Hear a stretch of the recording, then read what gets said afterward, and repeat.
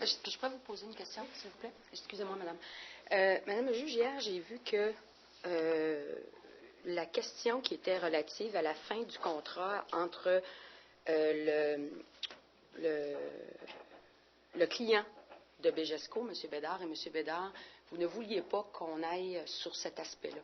Je voudrais vous demander de pouvoir poser une seule question sur cet aspect pour la raison suivante, c'est que l'accusé dit que ça pouvait compromettre son mandat. Je cherchais la phrase exacte qu'il avait dite, là. Il dit dans son témoignage que l'attitude de M. Sicotte pouvait compromettre son mandat. Ce que je veux savoir, c'est si c'est le cas ou non. C'est tout. Je vois toujours pas la pertinence, même si ça l'avait compromis, selon lui. Oui, je comprends ce que vous dites. Mais ça touche sa crédibilité. C'est que s'il dit devant le jury que la raison pour laquelle il intervient comme ça auprès de M. Sicotte, c'est dans une raison de ne pas compromettre son mandat et de bien paraître devant son client, si ce n'est pas le cas, non, mais il ment. Ça peut être non, pas nécessairement. Ça peut être sa perception à lui que c'était pour compromettre son mandat. Donc, éventuellement, ça ne l'a pas compromis. D'accord, mais est-ce que je pourrais au moins plaider que si c'est sa perception, c'est toujours une question de perception, ce n'est pas dans les faits? C'est sûr que c'est une question de perception. Regardez, si le jury ne sait pas que c'est une question de perception, mais qu'il a raison de croire ça, c'est différent que s'il croit ça, malgré un fait qui est celui que non, ça n'a pas été compromis. Lui, il dit, ça peut compromettre mon mandat. Alors, le jury va dire, son contrat pouvait être compromis. Mais ça ne devient plus une question d'interprétation si ce n'est pas le cas. Ça veut dire que c'est le contraire. Ben, moi, je trouve ça pertinent sur la crédibilité de l'accusé. Oui. Il agit de cette façon-là parce qu'il dit, ça va compromettre mon mandat. Mm-hmm.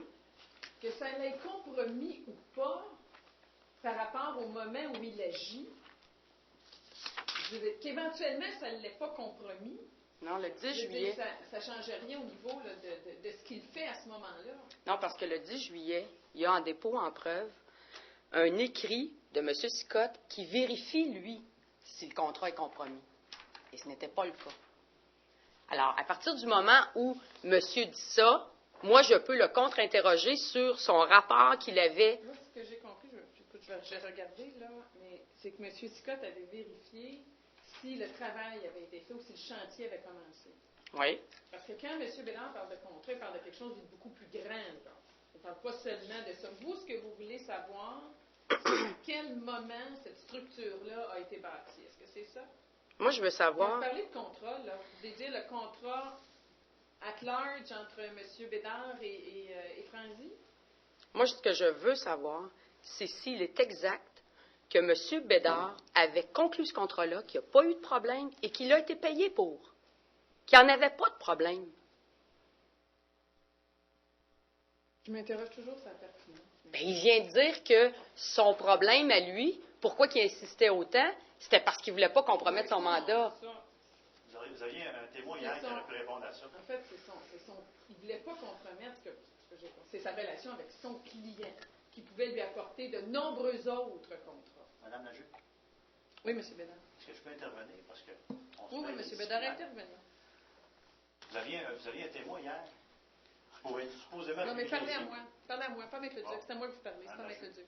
La couronne avait un témoin supposément privilégié.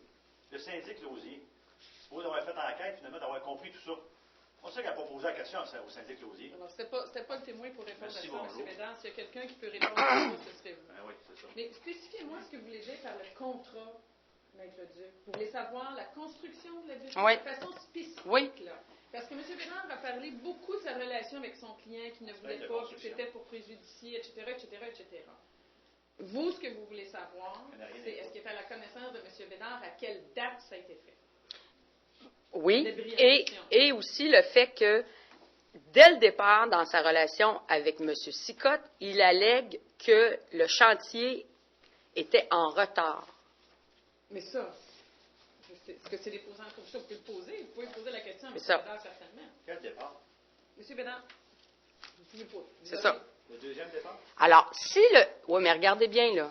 s'il n'y en a pas de retard, puis s'il a été payé, ça sert à quoi au mois de juillet? Je vous poserai la question, mais je vais vous demander de demander aussi à quelle date ça a été fait. OK. Parce que si c'est fait plusieurs années après, ça n'a pas de pertinence par rapport aux événements qui nous intéressent. Madame la juge, objection encore. C'est parce que la Couronne essaye finalement d'obtenir par vous des informations qui lui permettraient de comprendre le dossier. M. Bédard, ce commentaire-là n'était pas utile. Est-ce que vous en connaissez plus qu'elle? Ce commentaire-là n'était pas utile. C'est pas utile. Ce pas des questions à poser au juge. Deuxièmement, si vous me permettez, je veux poser des questions à M. Bédard, non pas sur le contenu de ce qui s'est passé devant les autres professionnels, mais sur le nombre de plaintes qu'il a portées. Pourquoi? M. Bédard allègue constamment devant le jury qu'il est traité, entre guillemets, de façon injuste par toutes les instances. Il n'y a pas eu sa communication de preuve, la communication de preuve n'a pas été déposée, quand c'est pas ça, c'est d'autres choses, etc. Moi, je veux démontrer par là que M. Bédard a eu l'occasion, à toutes les instances voulues, de se faire... Un instant. Asseyez-vous, s'il vous plaît. Laissez finir, Maître Duc, vous aurez l'occasion d'expliquer à Maître Duc. Je n'ai jamais évoqué injuste. M. Bédard, asseyez-vous. Quand M. Bédard dit, dans son témoignage, je n'aime manifestement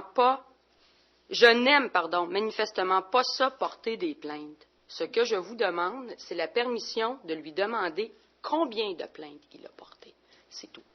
Pas le contenu de ça, sauf un contenu, c'est le fait qu'il a allégué 48 manquements professionnels à l'égard de M. Sicotte. Pourquoi je vais lui poser cette question-là? C'est que depuis le 26 juin, si je ne me trompe pas, en tout cas du moins près du... Attendez, je vais vous le dire. Là, depuis le